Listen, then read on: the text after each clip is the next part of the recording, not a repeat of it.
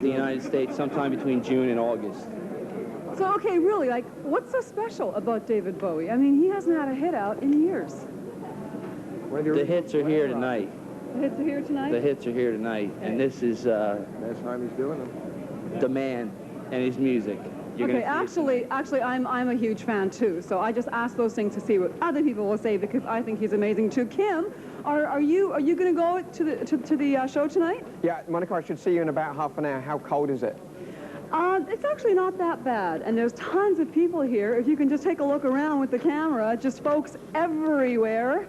So it's going to be a sound and vision night tonight for all of us. I guess that's it for us now. I guess we're out of time, huh? Yep, thanks, Monica. That is it. Behind-the-scenes footage, and you can see him in Vancouver, March 15th at the Coliseum. At the guitar position, Adrian Ballou. It's a best-of show. Sound and Vision Live. Brush the dust of youth from off your shoulder. Hi, everybody. Welcome to Facts. I'm Monica Diol. Along with those stories, we have news on the Genie Awards this year. They're going to get very musical. And we have gossip on David Bowie and a very neat little interview where he expresses affection for someone we all know and love. But that's coming up later. Right now, Kim Clark-Champness is at the Facts desk, and he was at the Bowie show. Kim? Thanks, Monica. David Bowie played the third date of his Sound and Vision World Tour in Toronto last night at the Sky Dome. Sound was pretty decent, thanks to the draping of the so-called Sky Tent to baffle unnecessary reverb. And as for the show itself, well, David was thoroughly enjoying himself, singing the hits from a career that has spanned over 20 years. Here's what the local critics for the newspapers thought of the shows in both Toronto and Montreal.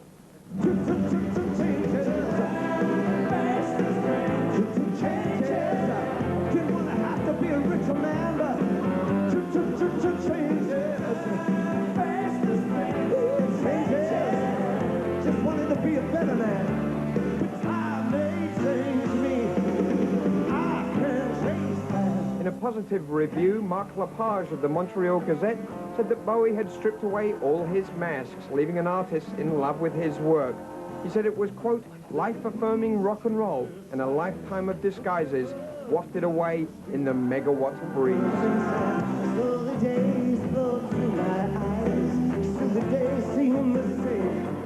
In a cynical but appreciative review, Chris Defoe of the Toronto Star wrote that it was a well-packaged piece of product and it served two purposes: to fill David's pockets and give some 35,000 fans a chance to see the old Bowie one more time.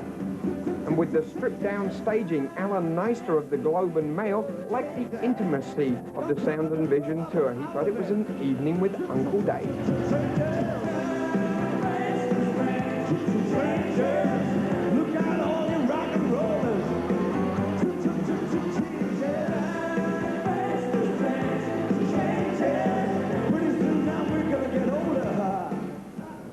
And some social news on Bowie. He says he will marry his American girlfriend this August. Melissa Hurley is a California Ballet School graduate.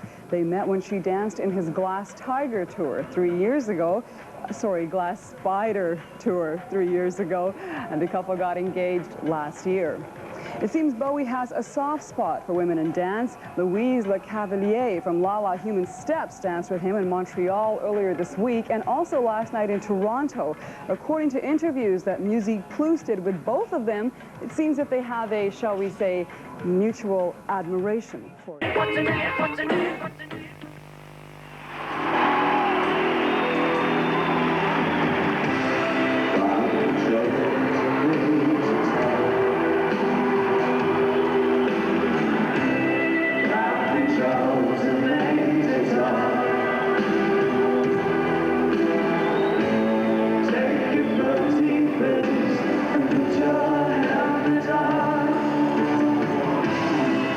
Control to make it all.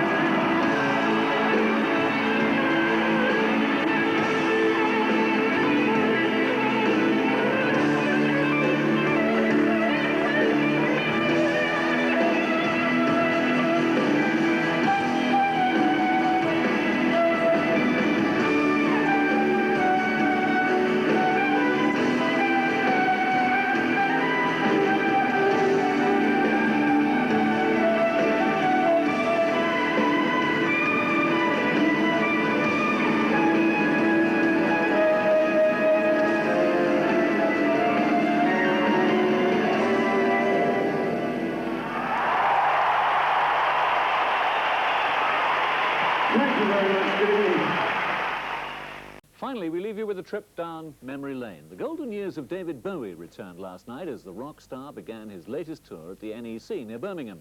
He's playing his old music for what he says will be the last time. If so, it'll be goodbye to hits like Space Oddity and Ziggy Stardust, songs which made Bowie's name 20 years ago. The tour has prompted accusations that he's simply cashing in on his past success.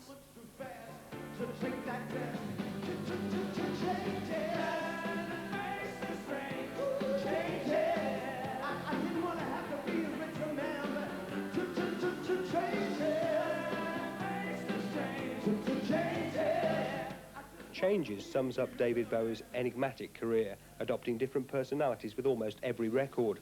Now he says he's playing the old hits for the last time, and he's asked fans to nominate the ones they want to hear. Ashes to Ashes and Station to Station, I think. I want to hear him do like Rock and Roll Suicide, Life on Mars, you know, the old stuff is, and then like Space Oddity, Starman, stuff like that. I hope he plays Station to Station and Be My Wife. And of course, we've got a sneaking feeling for the Laughing Gnome. The loyal fans didn't seem to mind paying anything up to £30 for a sweatshirt, but they're not convinced it's really the last tour on which Bowie will play his greatest hits. Maybe I'll just drop them in future sets, but he's quite adamant at the moment he's not going to. They can't stop, can they? I mean, how can they? They've got to come back out again and get all worked up again. I don't think any of them can stop hitting the boards. It's just the fact that they want to change or go and do something different, isn't it?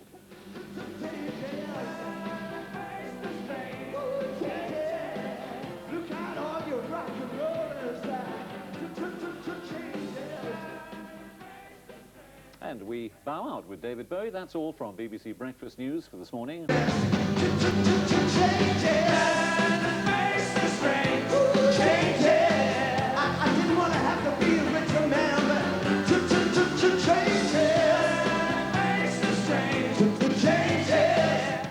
Changes sums up David Bowie's enigmatic career, adopting different personalities with almost every record.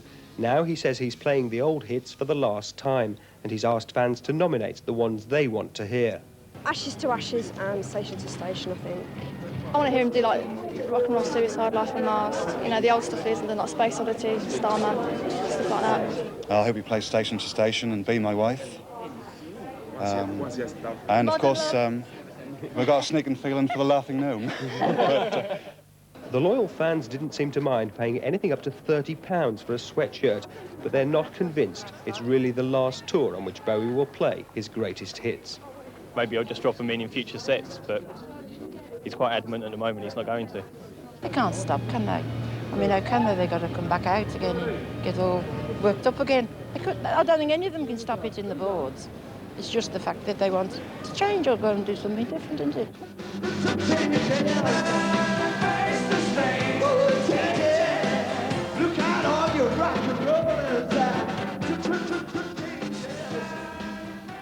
Still a pretty good man. And how Bowie rocked the NEC.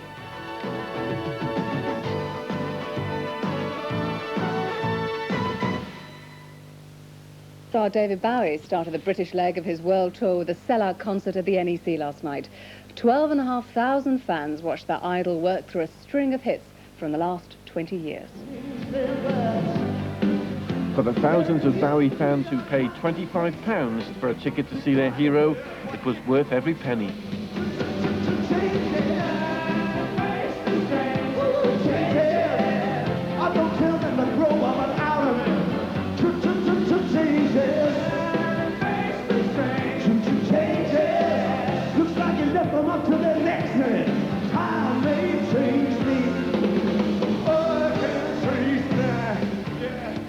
Despite the onset of middle age, his appeal to the faithful is as great as ever. The fact he's older than all these young chaps that are on the television now, I like the idea that he's over 40 and still making money and still looks jolly good, doesn't he? He puts on a good stage show. It's not just the music, it's the whole show, the atmosphere, everything. What do you like about him? Anything else? I think he's a terrific singer. I think he's got great charisma. I think he puts a good show on. He's very professional. And he's sexy.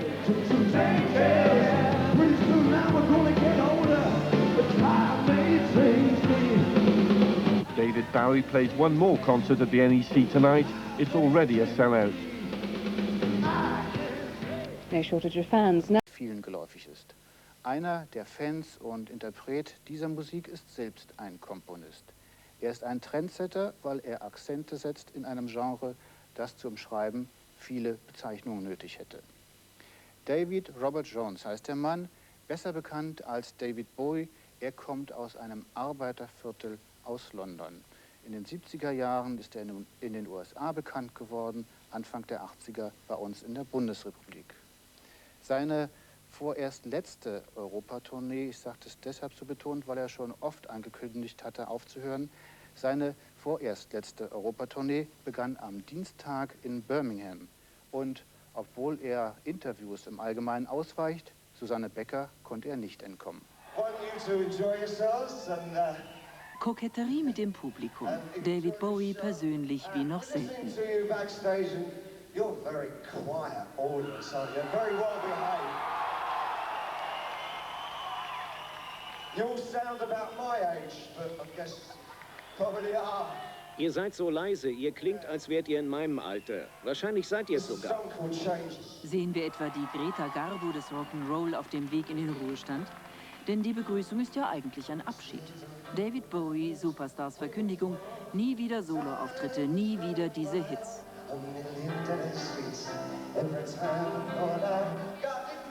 Die Drohung ist nicht neu. 1990 retrospektiv zu sein, ist es auch nicht.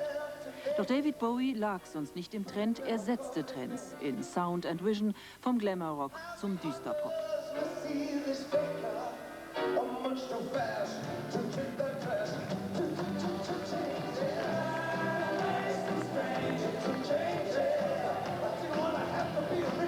Warum lädt er jetzt, zeitgemäß, zur Greatest Hits Revue? Zwei Gründe. Zum einen machen wir in diesem Jahr eine Greatest Hits LP und das ist also mein Album, für das ich auf Tournee gehe. Zum Zweiten möchte ich mit diesen Songs Schluss machen, sodass ich mit etwas ganz Neuem weitermachen kann. Es ist ein Anreiz für mich, mal anders zu arbeiten, weil ich mich auf Tourneen nicht immer wieder auf diese Hits verlassen will.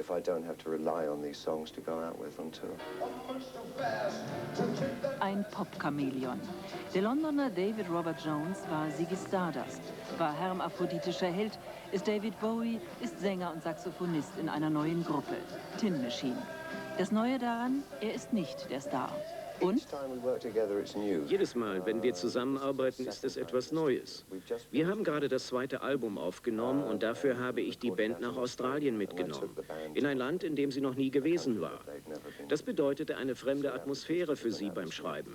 Zwei von der Band hatten richtig Heimweh. Deswegen haben sie wohl auch mehr von innen heraus gearbeitet. Und diese LP hat so etwas Ergreifendes, das auf dem ersten Album noch nicht sichtbar war.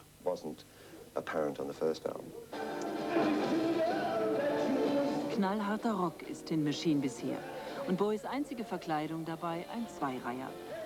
Schon die neue Show kommt ohne schrille Kostümierung und Schnickschnack aus, ohne die gewohnten bombastischen Spektakel. Avantgardistisch inszeniert setzt sie dezente Akzente. In 5 Kontinente soll sie führen, allerdings nicht nach Osteuropa. Das wolle man lieber zuerst mal touristisch erkunden. Bei dem Thema denkt er an die eigenen Jahre in West-Berlin, Ende der 70er. Und er kommt ins Erzählen, retrospektiv. Es wäre bestimmt ganz spannend für mich zu erleben, wie Berlin jetzt ist. Ich weiß es nicht. Ich bin noch nicht wieder dort gewesen, seit ein Teil der Mauer abgerissen worden ist. Eine Sache, die mich sehr beeindruckt hat, hängt damit zusammen, dass die Zeit, in der ich in Berlin lebte, sehr brisant war. Hausbesetzer nahmen sich öffentliche Gebäude. Und man hatte dieses unglaubliche Gefühl, dass Leute in mittleren Jahren und mit Familie wegzogen und eine Art Vakuum hinterließen zwischen alten Leuten und Studenten. Die Stadt hatte also immer etwas Surrealistisches für mich. Moving out, leaving a sort of a vacuum there of older people or students. So it had always had an atmosphere of surrealism about it. Und da fällt mir eine Geschichte ein. Eines Abends ging mein Freund Iggy Pop in eine Punkdisco, genau am Jahrestag der Mauer. Es war die Zeit, als Maler wie Mittendorf noch unentdeckt waren. Eine ganz seltsame Situation. Jedenfalls, Iggy kam zurück und sagte, wenn du wüsstest, was du verpasst hast. Sie hatten da einen Kuchen, geformt wie die Mauer um die Tanzfläche herum aufgebaut und alle in der Mitte getanzt. Und um Mitternacht hatten sie sich einfach alle auf den Kuchen gestürzt und die Mauer verschlungen. Das war für mich immer ein ganz außergewöhnliches Bild für Berlin. Stroke of midnight, they all just pounced on the cake and devoured the wall. I always thought that was the most extraordinary image of Berlin. I think a lot of what I do, Vieles von dem, was ich mache, wenn es fantastisch wird oder bildlich oder surrealistisch oder was auch immer, ist irgendwie ein Fließen avantgardistischer Gedanken. Ein roter Faden zieht sich durch den Song und der besteht aus mehreren Ebenen von Bildern, die mich oder vielleicht mein Unbewusstes beeindrucken. Und wenn sie mich berühren, wenn die Kombination von Wörtern und Musik mich auf bestimmte Weise berührt, dann muss ich davon ausgehen, dass andere Leute auch auf dieser Ebene darauf reagieren.